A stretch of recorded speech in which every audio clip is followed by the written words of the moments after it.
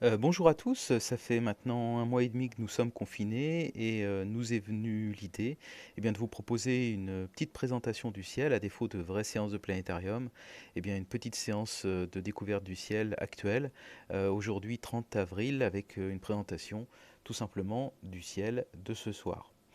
Alors, je vais tout de suite passer à un logiciel qui s'appelle Stellarium, logiciel gratuit que je vous conseille vraiment par sa facilité d'utilisation et qui vous présente ici le ciel de ce soir, donc vers 21h30, avec, comme toujours, au-dessus de l'horizon ouest, l'étincelante planète Vénus, hein, qui est particulièrement brillante actuellement, qu'on pourra observer jusqu'à la fin mai environ, et puis juste au-dessus, la présence de la Lune. Alors, si on fait un petit zoom sur notre satellite, on constatera que ce soir, on pourra en voir une moitié de lune, puisqu'on est le jour du premier quartier. Alors vous le savez sans doute, hein, le jour du premier quartier, on peut voir la lune l'après-midi et le soir. Et pour savoir qu'il s'agit d'un premier quartier, vous mettez une barre au milieu de la lune, et avec cette barre, cela va dessiner la lettre P minuscule, exactement comme en ce moment. Donc là, on voit bien un petit P comme premier quartier. Si c'était l'autre côté qui est éclairé, on pourrait voir la lettre D. Ce serait alors le dernier quartier.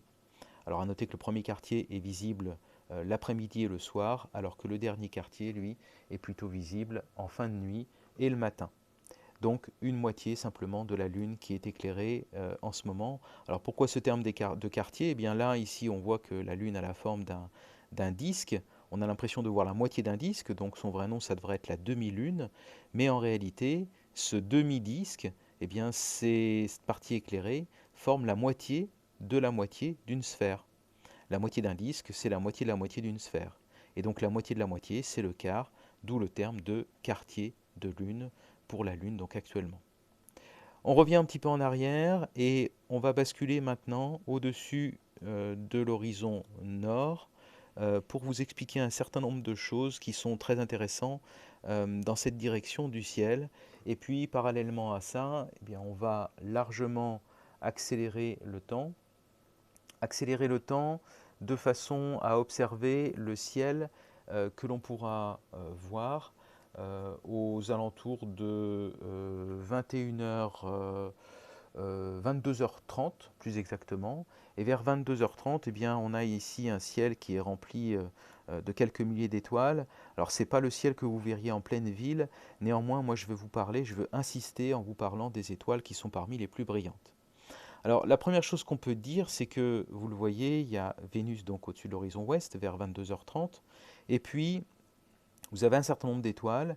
Parmi ces étoiles les plus brillantes, on a en ce moment très près du zénith, très très haut dans le ciel, une forme très facilement reconnaissable, puisque c'est celle d'une casserole. Cette casserole, c'est la fameuse constellation de la Grande Ourse. Alors je dis fameuse constellation de la Grande Ourse parce qu'en réalité, la Grande Ourse est une constellation qui est beaucoup plus grande. Là, vous voyez ici l'ensemble de ce dessin, et la casserole ici n'en est qu'une toute petite partie. En fait, autrefois, on avait énormément d'imagination, et au lieu de voir une casserole dans le ciel, on avait imaginé une grande ours. De la même façon qu'autour de cette grande ours, vous avez par ici le dragon, la petite ours, la girafe, le lynx, le roi d'Éthiopie qui s'appelle Céphée, à ses côtés la reine d'Éthiopie qui s'appelle Cassiopée. Moi, mon objectif ici, c'est que vous soyez en mesure de repérer un groupe d'étoiles, et en particulier une étoile qui est particulièrement connue. Et pour cela, on va prendre ces deux étoiles qui sont là, les deux étoiles du bord de la casserole qui s'appellent Mérac et Doubé. D'ailleurs, je vais vous rajouter les noms des étoiles. Donc Mérac, c'est celle du haut, un petit peu zoomé. Mérac, c'est celle du haut, et celle du bas, ici, c'est Doubé. On trace un trait en passant par ces deux étoiles, on prend l'écartement entre les deux, et on va reporter cet écartement 5 fois. Une fois, deux fois, trois fois, quatre fois et 5 fois. Et en faisant cet exercice, on va tomber sur cette étoile, l'étoile polaire, il y a son nom qui est apparu juste à côté, l'étoile polaire qui a plusieurs particularités. La première d'entre elles, c'est sa position. Sa position en particulier par rapport à notre propre planète. Alors une image pour vous expliquer ça, ici vous avez la Terre qui tourne sur elle-même en l'espace d'environ 24 heures, et la Terre eh bien, tourne sur elle-même un petit peu comme une immense toupie. Cette toupie Terre possède un axe de rotation. Cet axe de rotation, eh bien, vous l'avez ici, qui permet à la Terre de tourner. Il passe par le pôle Nord et par le pôle Sud. Si on pouvait le prolonger à l'infini dans l'espace, l'axe de rotation transpercerait le ciel, tout près de cette fameuse étoile. Et cette étoile qui est là, eh bien, c'est la fameuse étoile polaire. Donc ça veut dire que cette étoile se trouve juste au-dessus du pôle Nord, donc elle nous indique la direction du pôle Nord, ça c'est la première chose. Et la deuxième chose, c'est que lorsque la Terre tourne sur elle-même, l'axe de rotation reste immobile. Du coup, l'étoile polaire qui est juste au-dessus va également rester immobile. Donc ça veut dire que lorsque la Terre tourne, alors que nous ne ressentons absolument rien, sauf l'impression de voir le Soleil tourner autour de nous, eh bien ça n'est qu'une impression, c'est juste la Terre qui tourne, et les étoiles vont sembler donc tourner autour de nous la nuit exactement comme le Soleil. Et la seule étoile à ce petit jeu qui ne va pas bouger, qui ne va pas se déplacer, eh bien ce sera l'étoile polaire, puisqu'elle est située juste au-dessus de l'axe de rotation de notre planète. Alors pour vérifier cela, eh bien, il y a un moyen très simple qui va consister, et là maintenant pour ça eh bien, je vais enlever ces constellations et on va accélérer le temps. Et en accélérant le temps, vous allez vite vous rendre compte que l'ensemble des étoiles du ciel vont sembler se déplacer, elles vont sembler tourner autour d'un point fixe qui est donc ici cette fameuse étoile polaire. Et donc on va avoir l'impression que l'étoile polaire restera toujours au même endroit et que toutes vont tourner autour d'elle. Alors à ce petit jeu-là, eh bien, il y a certaines constellations qui vont avoir un comportement différent par rapport à d'autres. J'entends par là que toutes les étoiles qui sont situées ici entre l'horizon nord et l'étoile polaire, eh bien toutes ces étoiles qui sont ici, elles vont avoir la capacité de faire un tour complet autour de l'étoile polaire sans jamais passer sous l'horizon.